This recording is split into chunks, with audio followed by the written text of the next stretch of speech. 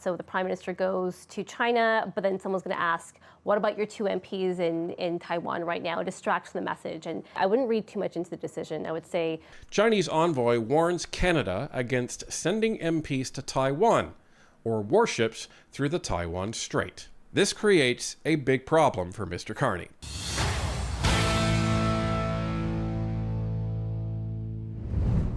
Back in January, Mark Carney pulled two Liberal MPs back from Taiwan as he was preparing to travel to China to secure his strategic partnership with the country that he called the greatest threat to Canadian sovereignty during the election.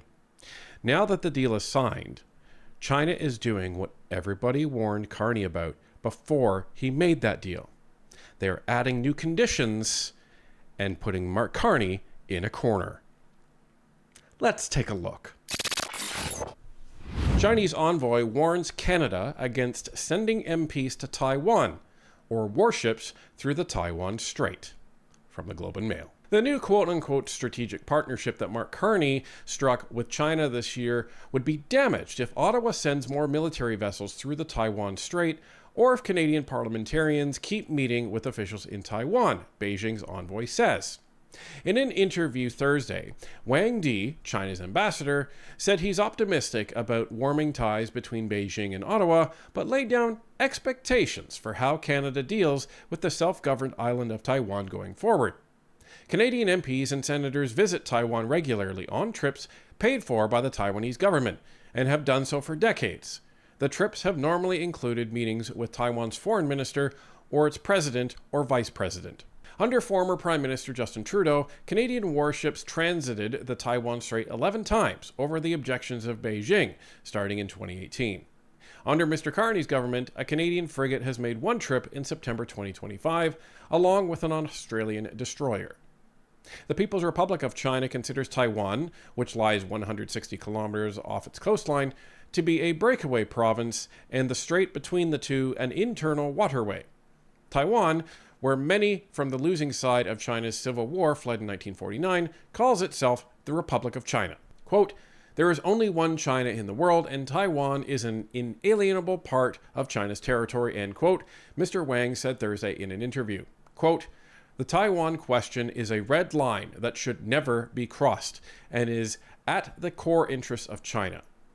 It constitutes an important political foundation for the bilateral relationship between our two countries," end quote. In January, two Canadian MPs from the governing Liberal caucus cut short a trip to Taiwan just before the parliamentary delegation they were with was due to meet Taiwanese President Lai Ching-te and other officials. This happened shortly before Mr. Carney's meeting in Beijing. Quote, "Canadian parliamentarians, they have official status. So of course, if these parliamentarians conduct any official engagement with the Taiwan side, that will be hurtful," end quote, Mr. Wang said. Quote, "Any official engagement between China and Canada should only happen between the People's Republic of China and Canada," end quote, the envoy said. So, not even a few months after this breakthrough conversation and all the other terms that Mr. Carney used for it, he probably used the term catalyze at least once or twice, but not even a few months after all of that, we now have China saying, hey, yeah, so we signed that deal, and by the way, you're not sending anybody else to Taiwan. This creates a big problem for Mr. Carney, because it all goes back to what the article referenced in terms of those two MPs being recalled from Taiwan right before Mark Carney actually went to China. A lot of people called it out. We called it out as well. And we called it out because it seemed to be Mark Carney kowtowing to China and not wanting to upset them prior to actually going there. Well, why would it upset them? He knows why it would upset them, which is why he called them back. Now, the Conservatives said, another country doesn't get to decide where our people actually get to go in the world. So the Conservatives left their MPs that were already in Taiwan there. So they actually met with the president and they met with other officials in Taiwan while the Liberals retreated home. So isn't it interesting that now we are getting new instructions from the big bosses over in China, and those instructions are telling Mark Carney where he can and cannot send his members of parliament that were elected by the Canadian people, not the Chinese government. And I want to take everybody back to a panel that CBC held when these two MPs were actually recalled. This was before Mark Carney actually had his discussions in China. It was before he had his press conferences.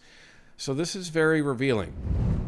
Well, I don't think their communications was the best done here. I will say I wouldn't read too much into the decision. I would say what it is, like Canada has to speak with one voice. And anything that is different from that, so the Prime Minister goes to China, but then someone's going to ask, what about your two MPs in Taiwan right now? It distracts the message. And the government of Canada has to speak with one voice right now. And I think that is actually the real thing at hand. And from political operations perspective, you want the focus to be on what the communications of the Prime Minister is doing, not what other MPs are doing. A lot of these trips, just to give background, are like state-sponsored. So they take MPs who are not parliamentary secretaries or ministers to these trips. But I don't necessarily always feel like they add necessarily value, but it doesn't show a change in our position on Taiwan or in China that hasn't changed under Harper, Trudeau, or Mr. Carney. Okay, so she's saying, oh, don't read too much into it. Don't read too much into it. You know, it's just because Canada wants to speak with one voice. It's just, they're going to be a distraction. That's the only reason he's doing it. That's the only reason Mark Carney is recalling these two MPs from Taiwan right before his visit with China. Don't read into this. Nothing to see here. Got it. Just on that, Vandana, there's still going to be Canadian members of Parliament there, right? The Conservatives who are there are not coming home. And I know we draw a sharp distinction here. Don't know if they do in mainland China. It feels like they don't. So, like, you know, isn't any MP there going to present the same challenge, Liberal or not? I don't think it's any MP. I think it would just definitely be their Liberal leader. So it is the Prime Minister, but it's the same party. So I think even from a China perspective or anyone's perspective, it will be seen as different. Because he's the Prime Minister, again, they have to speak with one voice. But I don't think there'll be confusion if there are other MPs there. They don't take direction from the Prime Minister necessarily in the same way. It is not the leader of their party. So I don't think they'll be seen in the same way. Kate, how do you see it? The confusion that's being created is by calling the government MPs back from the trip. If the presence of government MPs in Taiwan is so troubling to China that would derail an entire conversation around the future trading relationship, then it begs the question whether or not there was much materially to be gained from this trip at all, or really the strength of what that partnership might look like. The China trip or the Taiwan trip? The China trip. Okay. So if we are okay to ostensibly optically weaken our support for Taiwan in pulling back MPs from presence on the Taiwan trip because it might create confusion for China, what message does that send about our foreign policy position on Taiwan? I do not think that it is just about mixed communications. I think that because of the demonstrated activity in the South China Sea by China in recent months, which Canada and other countries have condemned, the decision to pull back government members from an existing trip in Taiwan speaks volumes about where our foreign policy may go. And I think that it is possible for Canada to walk and chew gum at the same time. You can maintain support for a democratic ally in Taiwan while also advancing trade talks. And if that's not the case for China, then how serious were we about actually materially benefiting from a renewed trade relationship and trade talks? Does it water down Canada's support for Taiwan, or does it avoid unnecessary potential provocation with China? I think that seems to be the calibration. I don't know. When we are in an environment where we are talking about democratic nations being invaded on a regular basis, pick the nation of choice. That's a good point. It is hypocritical to be concerned about the hypothetical U.S. invasion of Greenland and not extremely critical of any decision by Canada to look at pulling back support for Taiwan at this time. Yeah, Brad, we are talking a little bit too frequently about democracies getting invaded. But what are your thoughts on this move of the early return of the Liberal MPs?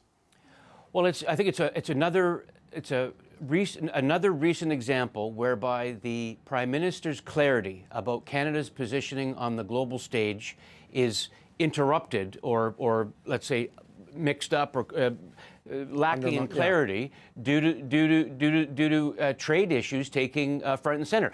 Just a number of days ago, his statement on America taking out Maduro in Venezuela was very weak. because he had one eye on the Kuzma renegotiations later this year. And then here we have, in order not to offend China, we're pulling 2 Liberal MPs off of a trip to Taiwan. What signal does that send about Canada's support for Taiwan?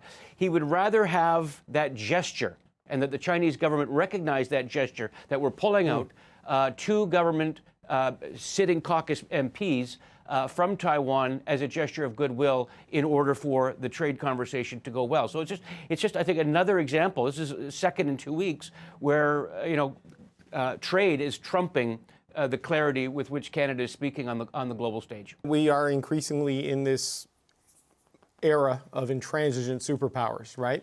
And you're seeing these compromises, rhetorically and otherwise, being made by the middle powers, and Canada obviously caught between the economic might of China and the United States is no exception in that. I mean, but where does this go just in general on foreign policy for a middle power like Canada that historically has liked to punch above its weight, but right now is getting squeezed in a lot of directions?